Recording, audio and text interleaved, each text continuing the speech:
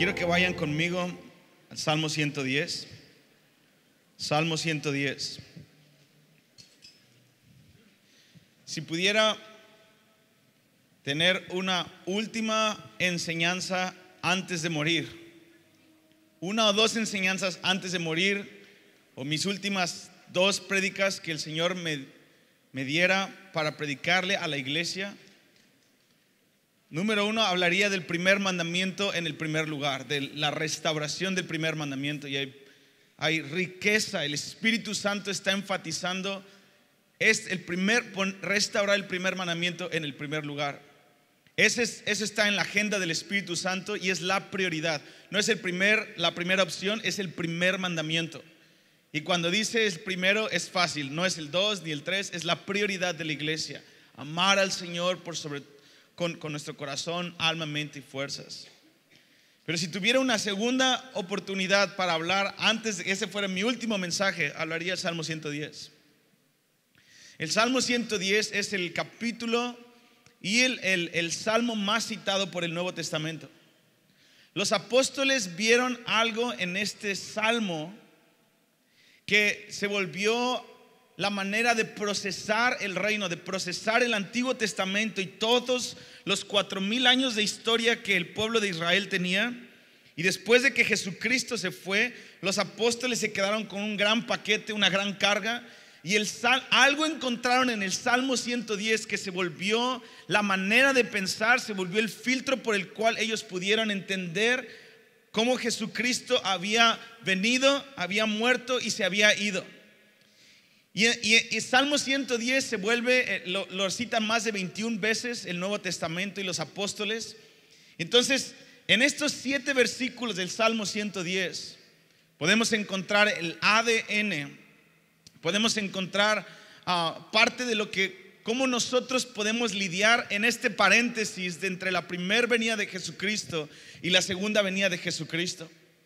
Estamos en esta paradoja que el reino ya vino, porque el rey vino, pero el rey se fue y el reino se quedó dentro de nosotros.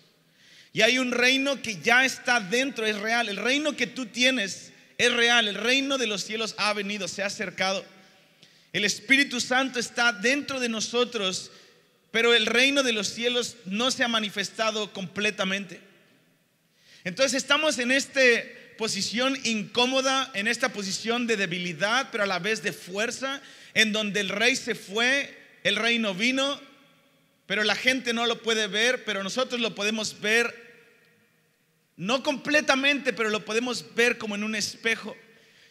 Y tenemos esta tarea de manifestar el reino de Dios antes de que Jesucristo regrese. Y este Salmo 110, los apóstoles pudieron ir a este salmo y pudieron recibir consuelo, pudieron recibir sabiduría y el diseño de Dios de cómo contender en este paréntesis entre la primera y la segunda venida del Mesías. Por eso yo creo que este salmo, que es muy profundo, he pasado más de un año escarbando estos 7 versículos y tengo 41 minutos para poder hablarte de esto. Pero yo creo que el Espíritu Santo va a despertar el entendimiento, porque si estamos hablando de un despertar y un avivamiento de profundidad, yo te quiero animar a que estos 7 versículos se vuelvan un camino, una manera en la que tú puedes acercarte a Dios y profundizar en el plan de los últimos tiempos que Dios tiene para la iglesia y la metodología que Dios tiene no solamente para la manifestación futura, sino para los avivamientos que Dios quiere traer hoy, las victorias que Dios quiere traer hoy, y cómo podemos jalar de esa victoria futura segura, podemos jalar hacia nuestro tiempo, hacia nuestra generación. Así que Padre, en el nombre de Jesús te pido que abras este salmo y te pido que haya sabiduría y revelación en este salmo, Dios, en el nombre de Cristo Jesús. Amén. ¿Están conmigo? ¿Están listos para entrar? Antes de leerlo, que lo vamos a leer, son 7 versículos. Quiero decirte que si tú quieres estudiar, que de verdad te animo a que te metas a estudiar este salmo. Tú puedes poner en paralelo Salmo capítulo 2 y Salmo 110. Ambos capítulos son un rompecabezas, es una pieza de arte acerca de lo que está pasando en el cielo y cómo Jesucristo es coronado como rey en su ascensión. Y en el Salmo 2 nos dice también, es otra parte del rompecabezas en donde David puede ver cómo el Hijo va a heredar las naciones en medio de una generación que va a hacer un complot en contra de Dios y en contra de Jesucristo y en contra de la iglesia, tratando de una manera legal a nivel país, ciudades, a nivel constituciones. Van a tratar de quitar las cuerdas del yugo de la palabra y la ley de Dios. Cada vez más David pudo ver que viene una generación en donde se va a levantar este orgullo contra Dios y esta independencia. Y dice, ¿por qué piensan cosas vanas los pueblos y los reyes? Se juntan para hablar en contra de Dios y de su ungido, diciendo, rompamos sus ligaduras y echemos de nosotros las cuerdas de la ley de Dios. Quitemos de él sus cuerdas. Dice, el Dios que está en los cielos se ríe de ellos y en su furor les mete un temor. Y les habla, dice, yo ya he puesto a mi rey sobre Sión. Y ustedes están juntándose en esta generación, leyes, países, presidentes, se van a juntar en contra de mi ley, en contra de la ley de la vida, en contra de la libertad de adorar a Dios y muchas cosas que van a empezar a pasar más y más. La Biblia nos dice, no te preocupes, David. Mira, yo creo que David estaba aterrado en el Salmo 2 cuando vio una generación en donde todos los reyes de la tierra, cada país se iba a levantar contra Dios a nivel legal y a nivel político, social, religioso. Y David voltea a ver al cielo y dice, Dios se burla de ellos. Dios está riéndose en el cielo. A veces cuando la opresión de situaciones oscuras en nuestras ciudades nos abruman, necesitamos voltear a ver al cielo como Dios está riendo, diciendo, no va a pasar nada, esto no va a funcionar. Yo ya hice votaciones, hicimos votaciones en el cielo, el Padre, el Hijo y el Espíritu, y votamos por Jesús y Él quedó como candidato.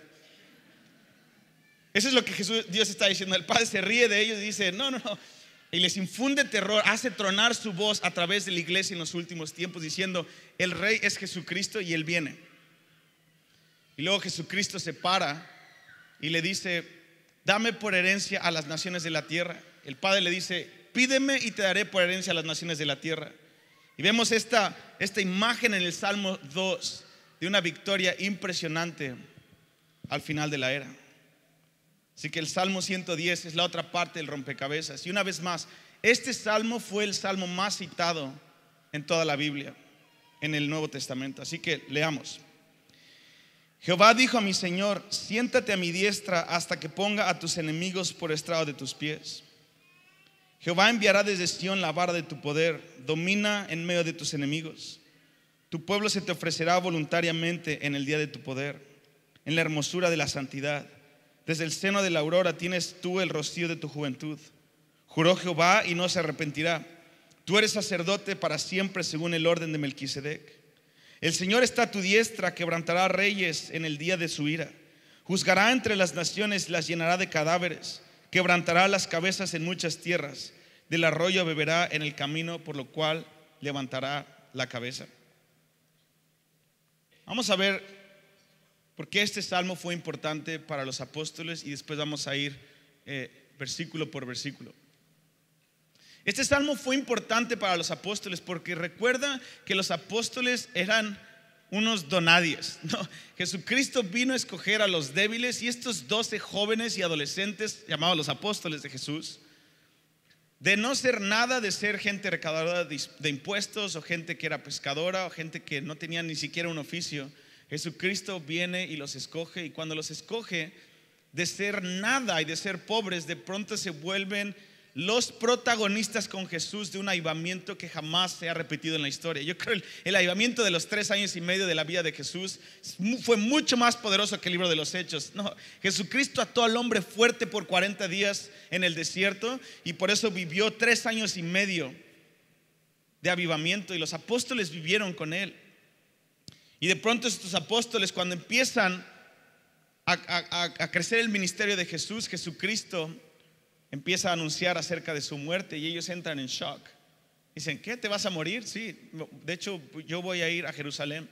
No te acontezca esto, apártate de mí, Satanás. Y ellos no entienden el misterio que solamente Jesucristo sabía, ni las potestades sabían ese misterio, de que el Mesías tenía que venir a morir. Y llega un momento en donde los apóstoles se dan cuenta que realmente Jesucristo era el Hijo de Dios y que Él era el Mesías, el Hijo del Hombre del Antiguo Testamento, de lo cual la cultura hebrea conocía muy bien ese título, el Hijo del Hombre.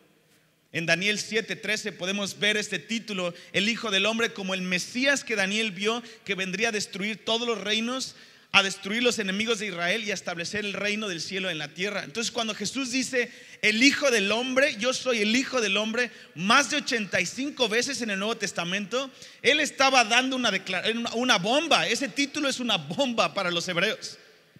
Era como el Hijo del Hombre, y los fariseos decían: tú no puedes ser el Hijo del Hombre, tú eres un carpintero y conocemos a tu mamá y naciste de fornicación. Pero llegó un momento en donde los apóstoles se dieron cuenta por diferentes acontecimientos de que realmente Jesucristo era el Hijo del Hombre y lo adoraron. Llegó momentos en donde ellos tenían que hincarse y reconocer que Él era el Hijo de Dios, y decían: Señor, aparte, no somos dignos de que estés con nosotros. Y justo cuando ellos están convencidos de que Él era el cumplimiento de las profecías del Mesías, Jesucristo dice: tengo que morir.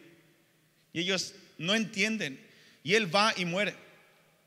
Va y muere, y lo ven en la cruz morir, y obviamente entran en los 3 días más amargos de su vida, en donde ellos están: ¿qué pasó con Jesús? Se murió y no entendemos. Pensamos que el Mesías tenía que venir y tenía que reinar sobre todos, y estaba escondido ese misterio. Después Jesucristo resucita, y los apóstoles, obviamente, cuando lo ven resucitar y se les aparece por 40 días, yo creo que los apóstoles estaban: Señor, no te creíamos al principio, después te creímos, y cuando te creímos te dejaste matar, y después entramos en shock y en incredulidad, nos volvimos a las barcas, a nuestra vida normal con mucho dolor. Después resucitas y ya te creemos otra vez. ¿Qué? Hay algo mejor que un Mesías, y es un Mesías resucitado. Ese Mesías resucitado, estaban mucho más convencidos que nunca los apóstoles. Y llega un día, después de 40 días, donde les dice el Señor: quiero que nos vayamos a ese monte, nos vemos mañana en ese monte. Ok. Y están todos reunidos, todos los apóstoles. Dice que se les apareció alrededor de 500. Y Jesucristo empieza a elevarse y empieza a bendecirlo. Yo creo que los apóstoles: ok, se está elevando porque tal vez quiere ver a todos. Ok, Señor, espérate, ¿a dónde vas? Vayan y hagan discípulos a todas las naciones. Y se va, se desaparece de su vista. Yo creo que ellos, porque después de 40 días, yo creo que ellos están convencidos: Señor, ahora sí resucitaste, tienes un cuerpo glorificado, atraviesas paredes. No sabemos si el pescado que se comió atravesó la pared o no, no sabemos, pero atravesaba el Señor paredes. Se aparecía, desaparecía, caminaba sobre el agua, seguía sanando, y era un hombre indestructible, con las llagas de su crucifixión, pero con un cuerpo glorificado, indestructible. Y ellos decían: ahora sí, ya llegó este es el tiempo en donde tú vas a restaurar a Israel. Y ellos estaban pensando: ahora sí vas a agarrar a Pilatos, a Herodes, y los vas a aplastar como hormigas, Señor. Ya le hicimos, nos asustaste por 3 días, pero ahora sí, ya estamos bien. Ok, 40 días, Señor. Y de pronto lo ven subir y se desaparece. Y no entra otro misterio que Dios revela, que ya lo había predicho desde el Salmo 110, desde antes del Salmos, en donde el Mesías vendría, moriría, resucitaría y se iría a la diestra del Padre. Entonces, en Hechos 1:10 podemos ver cómo Jesucristo se desaparece de su vista, y después 2 ángeles dicen: así como Él se fue, así Él va a regresar. ¿Qué es lo que hacen después? Van al aposento alto. Después de la promesa de su regreso, el versículo 12 y 13 de Hechos 1, ellos van y empiezan una casa de oración para contender por la palabra, por la comunión y partir el pan, y también yo creo que aumentaron algunos ayunos ahí, y empiezan a contender por recibir poder para ser testigos de su venida, para ser testigos del reino, para hablar de la resurrección y de la venida de ese rey que extrañaban porque era su mejor amigo. Entonces empieza en ese aposento alto que ellos tienen, en ese etapa en donde estaban con este enfoque apostólico, donde no querían hacer muchas cosas, sino que se dedicaron a la palabra y al estudio, porque necesitaban entender el misterio que el Señor les dijo: cuando venga el Espíritu van a entender todo lo que les dije y todo lo que los profetas dijeron de mí. Así que viene el Espíritu, y ahora que llega el Espíritu, ellos tienen una etapa de no salir a compartir nada más. Ellos se meten a estudiar las Escrituras y encuentran el Salmo 110, y se vuelve el salmo más citado de todo el Nuevo Testamento, porque encontraron un misterio en el Salmo 110, que es el que vamos a hablar hoy. Y cuando tú y yo entendemos el Salmo 110 como los apóstoles lo entendieron, se va a desatar un poder apostólico en la iglesia para poder contender antes de que Jesucristo regrese de una manera bíblica y poderosa con autoridad. Así que el Salmo 110 es impresionante. Entonces, una vez más, Hechos 1, Jesús se va y se desaparece.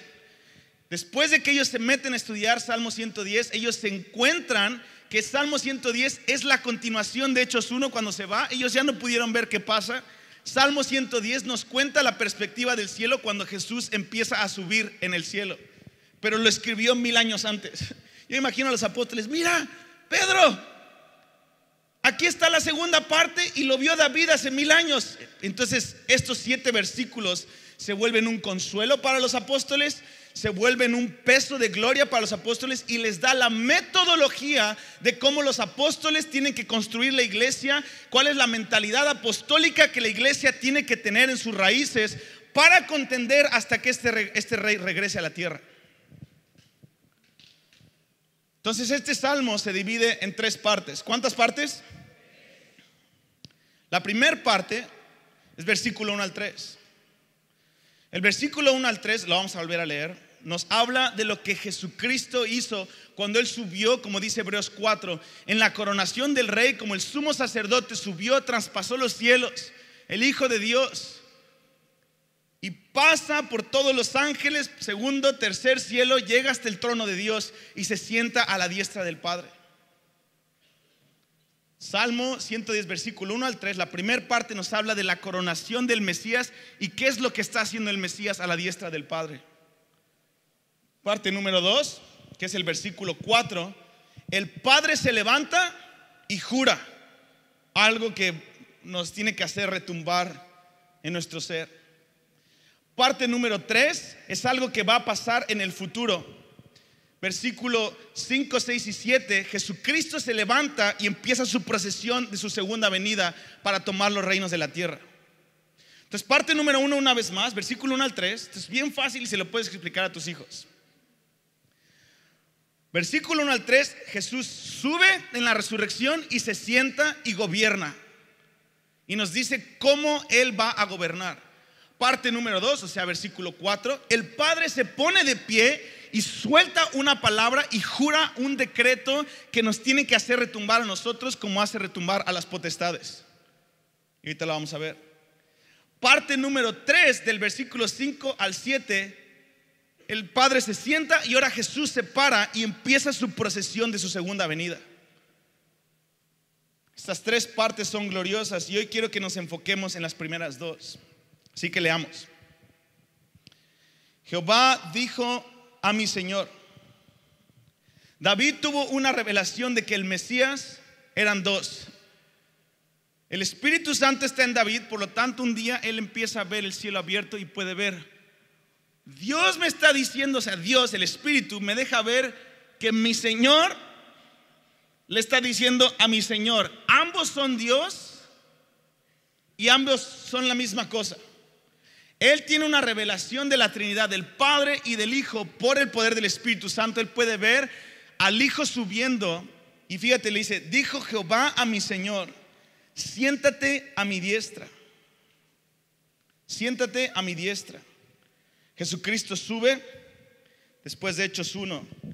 Yo creo que todos los ángeles estaban adorando a Jesucristo, que había resucitado y que había vencido a la muerte. Y está este ángel con su espada que está cubriendo el trono de Dios. Yo creo que Jesús le dice: hazte a un lado, yo te creé. Y entra hasta el lugar santísimo entra los 24 ancianos, él entra más profundo, los 4 seres vivientes, él entra más profundo, el trono de Dios, y el Padre le dice: siéntate en mi trono aquí a mi diestra. Y se sienta como un hombre con Dios. Hermano, ya la hicimos porque un hombre judío está representándonos allá en el cielo. Era imposible que ni siquiera cualquier ser se acercara al trono de Dios. Un hombre, porque venció con carne de hombre, entra al lugar santísimo y ahora nos lleva a todos nosotros en Cristo allá representándonos. Por eso tú y yo estamos sentados en lugares celestiales con Cristo. Tú, por más débil que seas, si te arrepientes, si tienes el Espíritu de Dios y su sangre, puedes cerrar tus ojos y automáticamente en lo que el Padre ve en ti es a Jesucristo, revestidos de Jesucristo como sacerdotes. Oh, hermanos, qué privilegio, qué honor que tenemos de estar allá arriba sentados en lugares celestiales con Cristo. El Padre le dice: hijo, bien hecho, bien hecho. Ahora cumpliste tu labor, hijo. Ahora ven y siéntate a mi diestra. ¿Qué es lo que está haciendo Jesucristo en el cielo? Él está sentado. Él está sentado gobernando por medio de la intercesión. Y luego dice: hasta que, o sea, siéntate. Hijo, tú ya podrías levantarte y con tu cuerpo glorificado, ya venciste a la muerte. Tú podrías bajar y destruir a tus enemigos, destruir a Satanás, mostrarte en la tierra. Tú ya tienes el derecho, porque cuando Jesucristo resucitó, Jesucristo dijo: todo poder, todo dominio me ha sido dado en el cielo y en la tierra. Pero el Padre dice: no. Esta es la metodología en la que yo quiero. Va a haber un paréntesis de 2000 años. Por lo tanto, ven y siéntate aquí a mi diestra. Ya hiciste tu parte. Ahora déjame que yo, por medio del Espíritu, te voy a traer una ayuda idónea, que vamos a terminar lo que tú empezaste. Tengo un pueblo que va a terminar lo que tú empezaste. Siéntate aquí a mi diestra. Siéntate a mi diestra hasta que ponga a tus enemigos por estrado de tus pies. Y este versículo nos muestra, yo creo que los apóstoles recibieron sabiduría, de que habría un periodo de tiempo de espera. Ven y siéntate. Ellos lo vieron subir y dijeron: ¿cuándo va a regresar? Y después ven el Salmo 110, que el Señor iba a estar allá arriba hasta que hubiera un periodo de dominio de la iglesia en una generación. Siéntate hasta que yo, el Padre, ponga a tus enemigos, Jesús, por estrado de tus pies. Luego dijo: Jehová enviará desde Sión la vara de tu poder. Domina en medio de tus enemigos. Versículo 2. El Padre le dice al Hijo: hijo, el Señor, yo Jehová, tú ya ganaste la iglesia, tú ya ganaste el dominio, tú ya ganaste todo.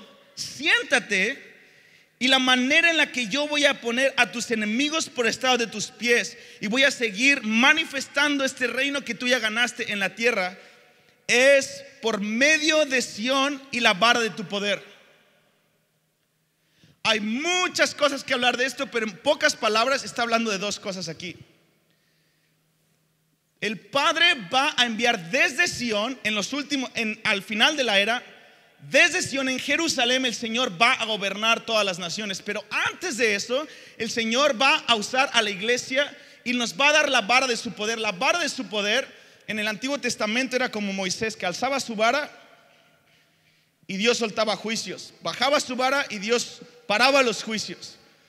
Dios hacía milagros, abría el mar y Dios detenía sus juicios. La vara que Dios le dio a Moisés era muy significativa. Ahora, Dios no te ha dado un báculo, ¿no? ¿Alguien vino con vara aquí? Vengas con vara o no, Dios te escucha. La vara de nuestro poder ahora es el nombre de Jesucristo. Tenemos su nombre y Dios nos ha dado el nombre de Jesucristo para nosotros poder extender ese dominio que Jesucristo ya tiene en el cielo.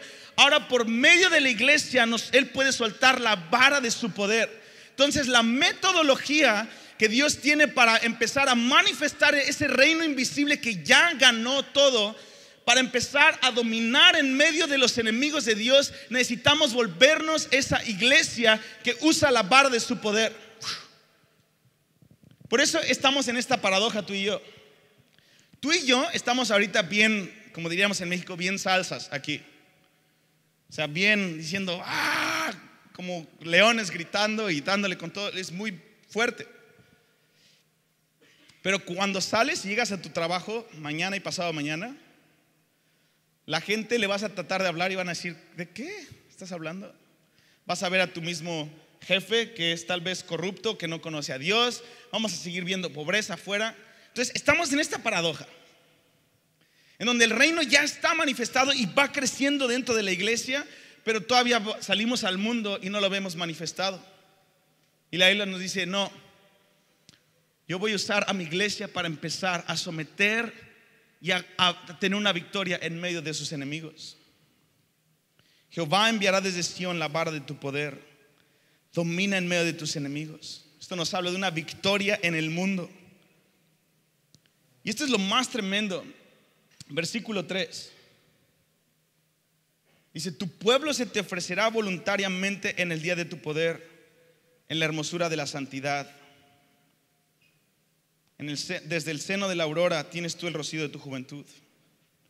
Entonces Jesús, imagínate una vez, ponte a pensar, Jesús sube, siéntate aquí, hijo, bien hecho. Tú ya tienes todo ganado, pero vamos a hacer, como padre, como el diseñador de toda la creación, tú ya ganaste el reino, no está visible en la tierra. Espérate, la metodología que yo tengo es una ayuda idónea. Tú ganaste una iglesia, este es el gozo puesto delante de ti. Aquí está tu esposa, voy a derramar de mi espíritu, que es un Espíritu Santo que nada más era entre nosotros dos. El Espíritu Santo voy a derramarlo en la iglesia y ellos van a volverse la representación de tu gobierno. Pero va a haber un periodo de tiempo antes de que tú domines completamente y va a haber una espera en medio de los enemigos. Tu iglesia, hijo, lo que tú dejaste fue una bomba y van a tener muchos enemigos, pero ellos van a dominar en medio de sus enemigos. Voy a enviarles la vara de tu poder. Tú estás aquí arriba, pero ellos van a tener la autoridad que tú tienes, hijo. Ellos van a dominar en medio de sus enemigos. Espera aquí, yo voy a despertar a una novia guerrera, a una novia apasionada que va a tener el mismo dominio y la autoridad que tú tienes aquí arriba. Ellos lo van a empezar a manifestar en medio de los enemigos. Y luego David ve, yo me imagino esto, porque dice, tu pueblo se te ofrecerá voluntariamente en el día de tu poder. Yo imagino David escribiendo esto, cantándolo, no sé cómo era. Imagínate haber visto esa visión entre el Padre y el Hijo. Yo imagino en el versículo 3, David, mira, ven, sube acá. Quiero que escribas esto para las generaciones futuras, lo van a necesitar. Hijo, David, ven acá, escríbelo bien. ¿Ves bien? ¿Ves bien todo? Sí, aquí estoy, Señor. Okay. Se voltea el padre con el hijo una vez más. Le dice,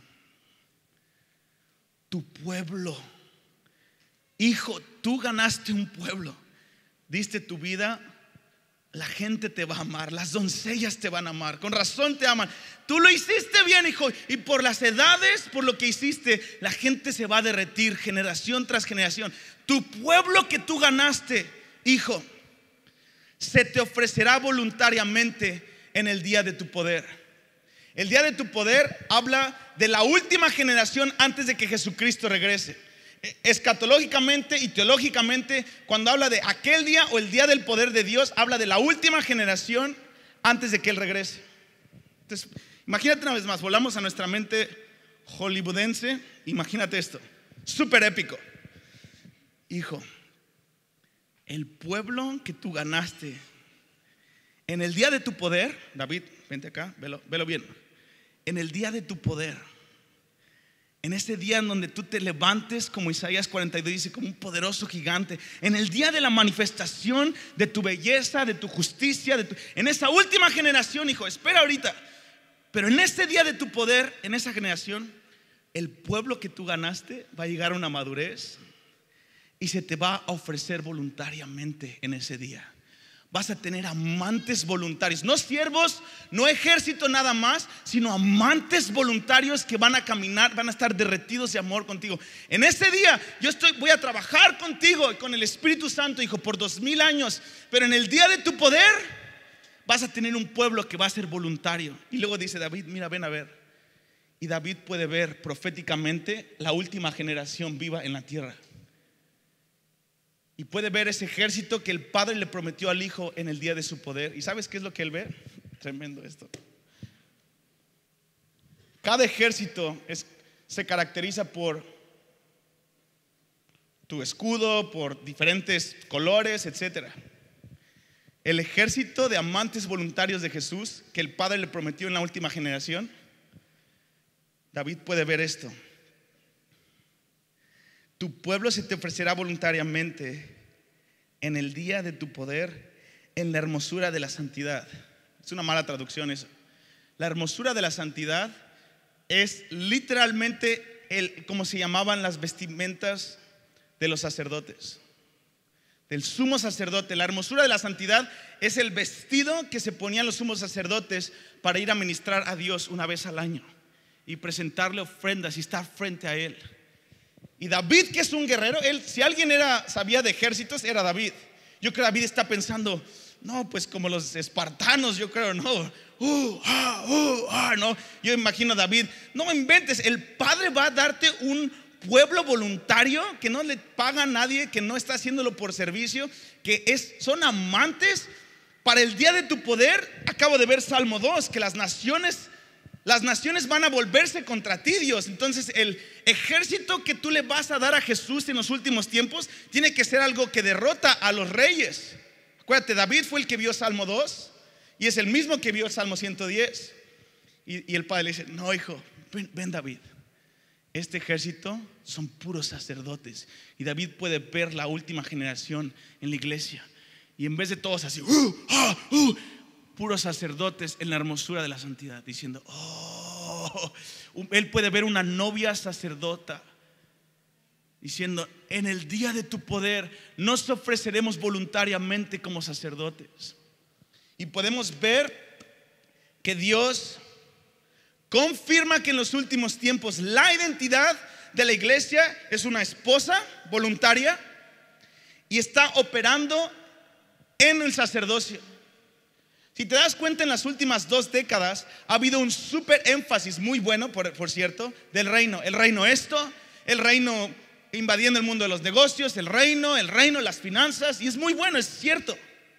Yo creo que Dios va a reenfatizar algo que va en complemento con el reino y va primero que el reino, es el sacerdocio. Es reyes y sacerdotes. Jesucristo es un rey, pero no es de que su identidad es de rey. Él es un sacerdote primeramente, que tiene comunión con el Padre, que tiene autoridad por su relación íntima con el Padre, y como consecuencia Él es un rey. Él no es un rey que está ocupado y tiene una vida de oración. Ay, estoy muy ocupado con los negocios del cielo. A ver si, Padre, ¿qué dijiste? Bendice los alimentos y bendice lo que voy a hacer. Reinemos. No, Jesús no es un rey con una vida de oración así como salerito nada más, un poquito de sal de oración, como muchos de nosotros.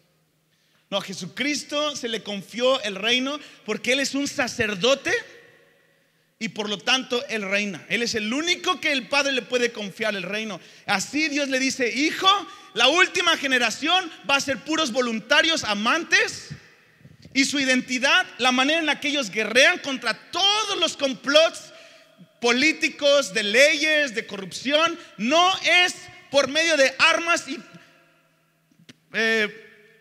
¿cómo se llaman? Revueltas o manifestaciones o marchas. No, el pueblo que se te ofrecerá voluntariamente son puros sacerdotes que guerrean en el espíritu del sacerdocio. Y este versículo 4 ya es la cereza al final, así encima del pastel. El Padre se levanta en el versículo 4. Una vez estábamos contando cuántas veces tenemos citas directas del Padre en toda la Biblia, y no hay más de 20. Tal vez alguien encuentre otras 10 más, pero no hay más de 20 citas directas del Padre en la Biblia. La mayoría son Jesús o el Espíritu, el ángel de Jehová, que es Jesús preencarnado. Pero cuando el Padre así que hable una frase directa del Padre, son muy escasas en la Biblia. Acá quiere decir que son súper poderosas. El Padre se levanta en el versículo 4. Yo creo que todos los ángeles, y David yo creo que se postró, y se para el Padre y dice, alza su mano para jurar. Dios no tiene que jurar porque todo lo que dice es verdad. Cuando Dios jura es para reafirmar que nunca va a cambiar de opinión y que tenemos que prestar atención. El Padre siempre está sentado en su trono, pero en este versículo David ve algo súper inusual. El Padre se levanta y dice: yo he jurado. Dice: juró Jehová y no se arrepentirá. Se voltea con su hijo. Yo creo que toda la canción prestó atención. Los demonios prestaron atención. David prestó atención. Jesús prestó atención. Se para el Padre, alza su mano para jurar y voltea a Jesús y a toda la creación y retumba la voz del Padre: tú eres sacerdote para siempre, según el orden de Melquisedec. ¿Qué quiere decir esto, hijo? Esta metodología de la manera en la que tú vas a reinar y tu iglesia va a reinar nunca va a cambiar. Para siempre, creación, escúchenme. Juro yo como Jehová, nunca voy a arrepentirme de esto. La manera en la que tú vas a reinar es por medio del sacerdocio, según el orden de Melquisedec. Pero Dios, es mucha oración, no tenemos que hacer más cosas. Juro Jehová y no me arrepentirá, vas a gobernar por medio del sacerdocio. Señor, pero ¿y qué hay de los otros ministerios? ¿Y qué hay de...? No es mucha exageración, mucho orar. Juro yo Jehová y no me arrepentiré. Pero cálmense ya, no oren mucho. Hay que hacer más cosas y hacer y hacer. Y dice: juro Jehová. Hermanos, que pudiéramos temblar en nuestros ministerios y en nuestras vidas privadas y unirnos con lo que David vio, de que hay un Dios que ha escogido una metodología para reinar en medio de sus enemigos, y es el sacerdocio en la intimidad, en la hermosura de la santidad. Si entendiéramos lo que los apóstoles entendieron, viviríamos como ellos vivieron y tendríamos resultados como los que ellos tuvieron. Por eso es tan importante el sacerdocio en nuestras vidas, hermanos. Súper importante. ¿Están conmigo? Siempre me emociono con la palabra y grito mucho. Pero no veo el fútbol, así que esta es mi única manera de emocionarme.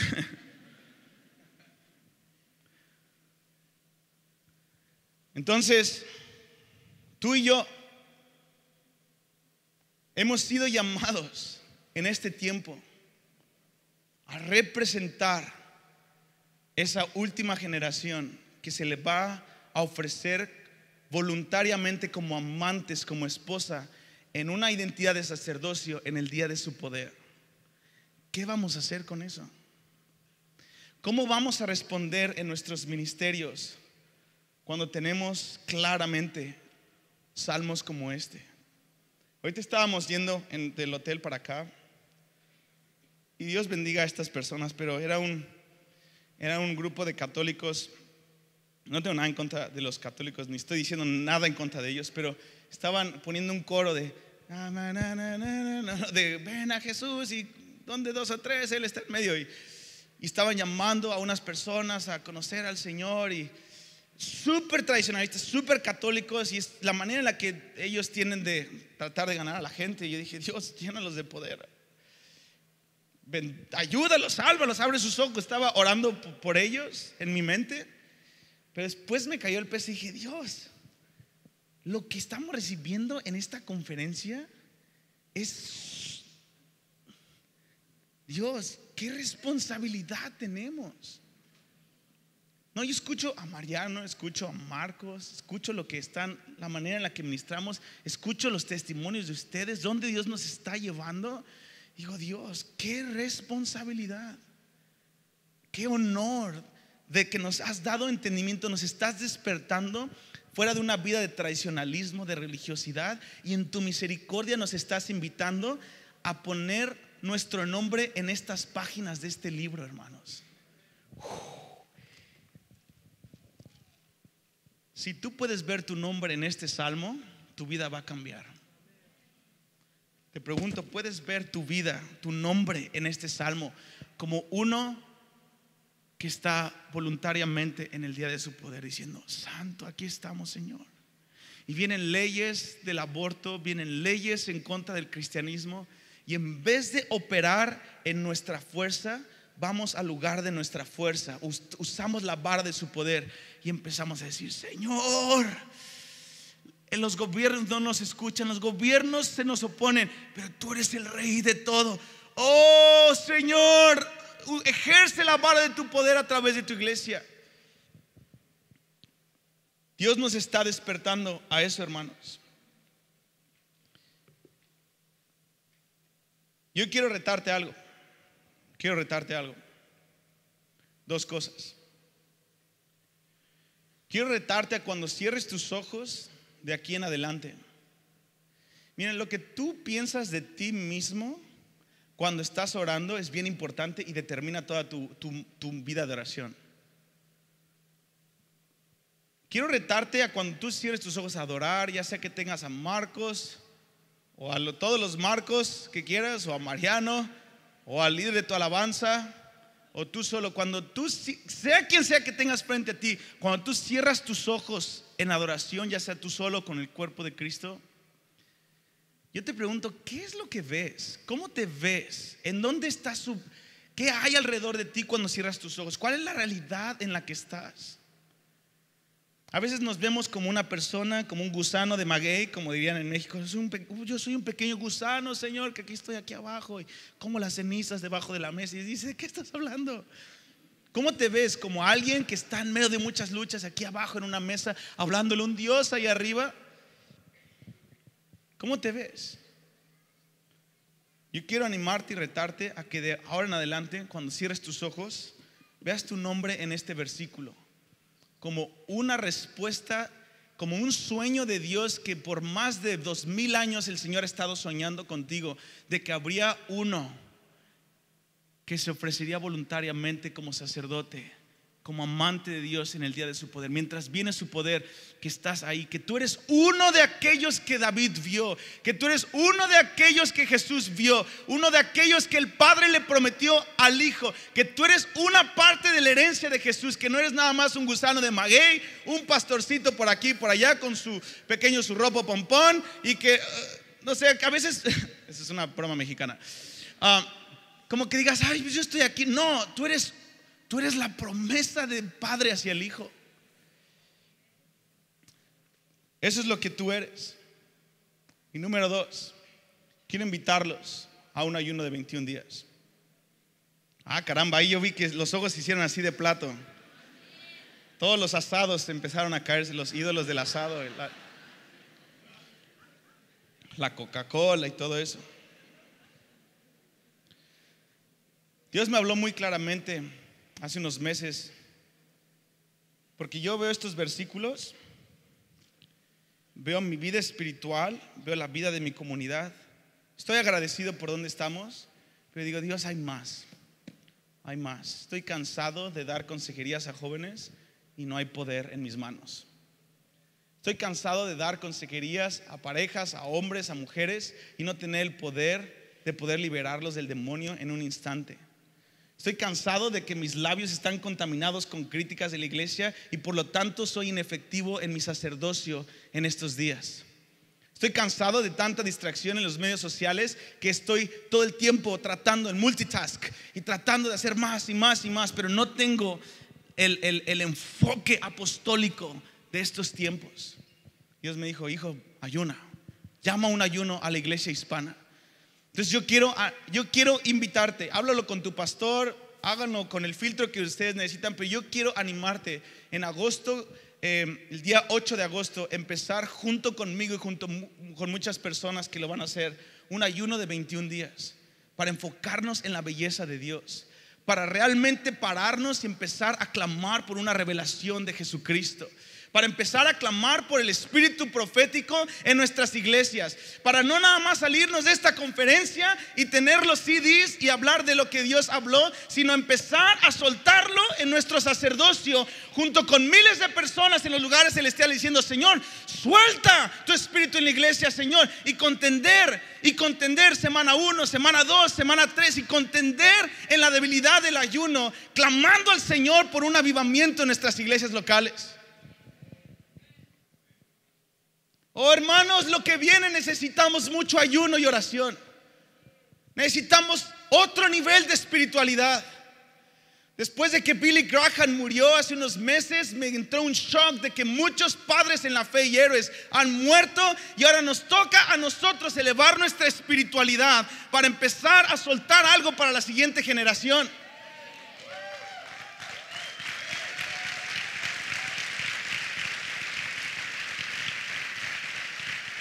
Ahora que soy padre, aunque el mundo dice que aún no soy padre, ya soy padre hace 5 meses. Ahora que soy padre, he empezado a pensar, ¿qué le voy a dejar de legado a mi hija? Hace 30 años tocar la guitarra eléctrica era del diablo, pero nuestros padres, mi padre, mi madre, mis líderes, como el papá de Mariano y todos los líderes de aquí, ustedes lucharon una batalla para que nosotros los jóvenes podamos profetizar en conferencias como estas. Ustedes se pusieron los pantalones espirituales y utilizaron una guerra espiritual para romper piedra, y por lo tanto avivamientos nos han transformado a nosotros. Jóvenes, ¿qué vamos a hacer nosotros para las próximas 2-3 décadas? Ahora que yo soy un padre, digo, Dios, tal vez mi hija va a morir como mártir en el mundo musulmán. Tal vez mi hija va a estar frente al anticristo. Tal vez mi hija va a estar de esas que van a estar clamando antes de la 7ª trompeta. Necesito darles un legado, y Dios dice, no hay nada que les puedas dar. Métete en tu identidad de ayuno y oración. Métete, hijo. Pica piedra. Empieza a proclamar la belleza. Empieza a contender en el lugar de intercesión. Oh, hermanos, queremos avivamiento. Necesitamos meternos en ayuno y oración. El género de la incredulidad en nosotros no sale más que con ayuno y oración. Yo quiero retarte esta tarde para terminar, hace 1 minuto, en que tomemos este salmo, tomemos nuestra identidad como sacerdotes y nos metamos en un ayuno y oración para dar a luz algo que es del Espíritu, hermanos. Oh, conferencias como estas. Esta conferencia a mí me ha llenado tanto, y estoy con tanta expectativa que ya no aguanto las ganas de regresar a Kansas City y derretirme en el lugar de oración y de ayuno, y parar esta solitaria que tengo aquí, dejar la Coca-Cola y los tacos y todas las hamburguesas, someter mi carne al Espíritu y decir, Señor, no me muevo de aquí hasta que vengas con poder, Señor. Y empezar a profetizar sobre mi bebé, empezar a profetizar sobre esta generación, y en vez de criticar a Trump y a los presidentes de Latinoamérica, profetizar sobre ellos y empezar a ganar autoridad entre ángeles y demonios, y tener en el día de su poder la vara de su poder.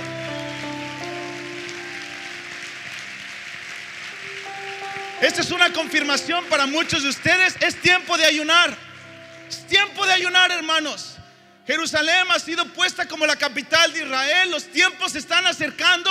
Necesitamos elevar nuestra espiritualidad para una nueva ola del Espíritu Santo, hermanos.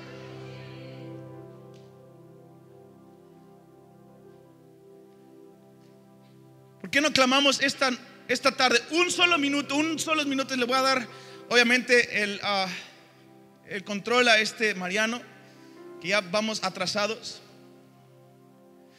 Yo solamente quiero que clamemos por una impartición de hambre, tomar nuestra posición en el día de su poder, que seamos los voluntarios que Jesús soñó en el Salmo 110.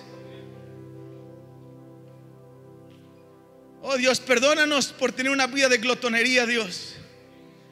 Perdona nuestra glotonería, Dios, que el vientre ha sido nuestro Dios muchas veces, Señor. Oh Padre, despierta en Argentina, en nuestras iglesias, una hambre para ayunar y contender por un avivamiento, Dios. Oh, el día de tu poder se acerca, Dios. Permítenos estar encendidos en fuego, Dios. Perdónanos por ser reyes con una pequeña vida de oración. Queremos ser sacerdotes que reinan. Padre, en el nombre de Jesús, yo te pido una impartición del espíritu de ayunar y orar, Señor. Ayunos extendidos de 7 días, 21 días, 40 días, Señor, como tú ataste al hombre fuerte y le dijiste, escrito está. Y Saliste del desierto con el poder del Espíritu Santo. Siento que muchos de ustedes salen de aquí llenos del Espíritu Santo como Jesús, pero Jesús salió del desierto del ayuno y la oración en el poder del Espíritu Santo. Dios, suelta tu gracia para ayunar, para contender contra el aborto, Señor, para atar este espíritu de Jezabel, Señor. Oh Dios, te pido por ese celo por el lugar secreto. Oh Dios, los padres están yendo contigo.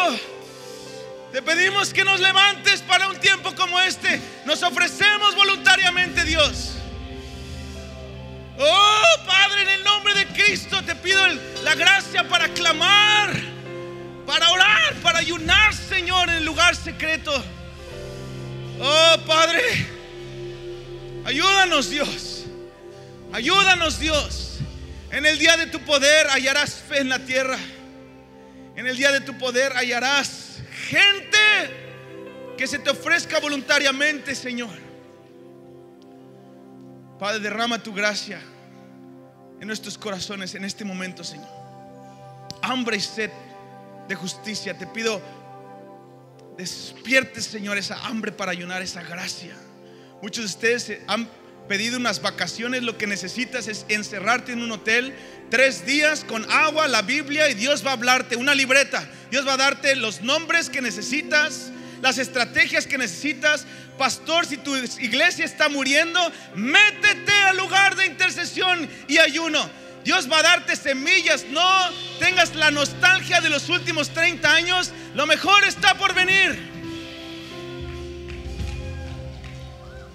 Dios va a levantar ángeles y arcángeles en la debilidad del ayuno y la oración, y el cielo va a unirse a la tierra aquí en Argentina y en Chile.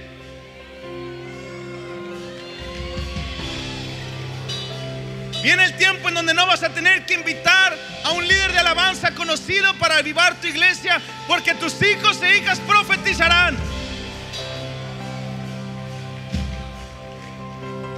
Y la sabiduría de los ancianos va a soltar sueños de Dios para dirigirnos en el espíritu apostólico profético. Oh Dios, levanta a los que contienden por un avivamiento.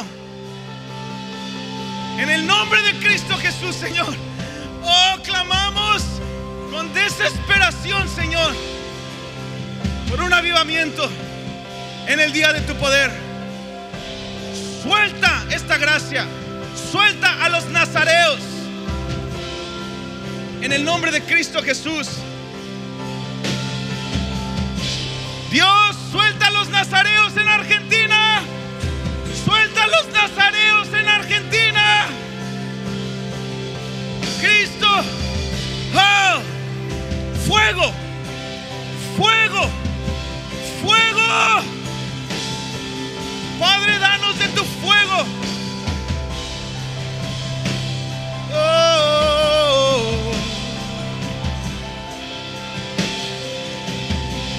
oh,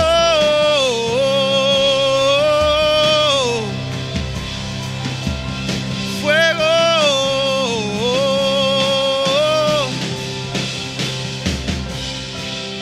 Padre, en el nombre de Jesús, despiértanos para clamar.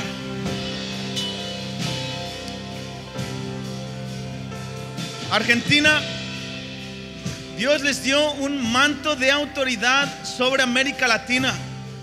Su historia ha sido marcada por ayunos de 40 días. Dios dice: vuelvan a eso.